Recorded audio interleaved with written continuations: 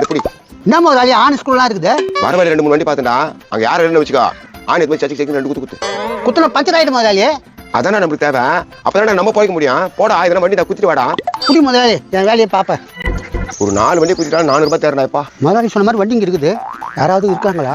என்ன ஒன்னும் ஆளை காணா. குத்தனா என்னன்னு தெரியலையா? முதலாளி சக்சஸ். மையவாடா நீ கையில குத்த ஆணி எல்லாம் குத்திட்டேன். எல்லாத்தையும் குத்திட்டியா? எத்தனை வண்டிக்கா? ஒரே வண்டி தான் முதலாளி. சச்சுக்கு சச்சுக்கு குத்திட்டேன். பாவி ஒரே வண்டியில குத்தனா எப்படிடா?